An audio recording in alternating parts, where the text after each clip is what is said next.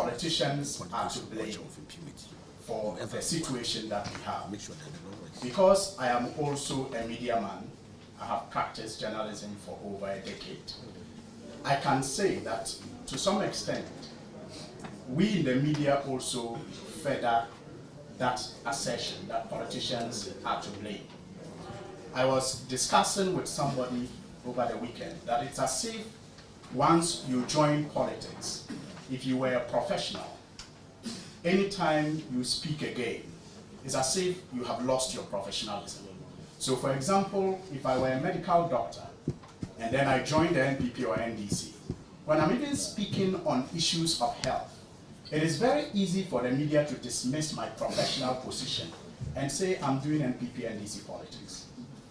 So when politicians raise critical issues, it is very easy for us to use our platforms to dismiss those issues. For example, when Kennedy Ajapong in the past said certain things, because politicians raised them and said something should be done to serve as a deterrent, we all stood by and looked on and said it's just politics. And we have treated his comments as just politics, until now we have a life lost on our hands.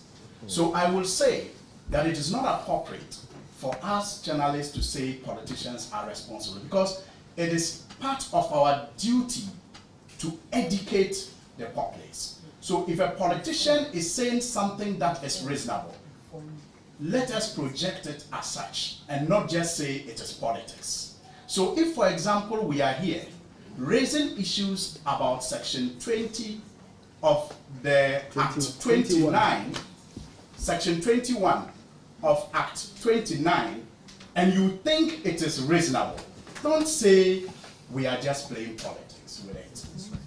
Look at the issue about the human life that has been lost. Look at the law that has been raised and whether it is reasonable or not, and proceed without looking at the color of the people who are represented. When you do that, then you just play politics. Like you are saying, you say it's just politics. So I beg you, the fact that the issue is raised by a politician does not make it political, once it is still a legal matter that has to be pursued to its logical conclusion. So I beg you, and maybe just a quick one, the leader will come in on the press statement that was issued by the General Secretary. We agree in total with our General Secretary that let's not scapegoat Kennedy Ajapong. The issue here is not about the murder of Ahmed Swani. Yes. We are not talking about the murder. The police must go on and find who killed him. We are not saying Kennedy Ajapong is responsible, but we are saying his utterances is false foul of the law, and we have quoted the law.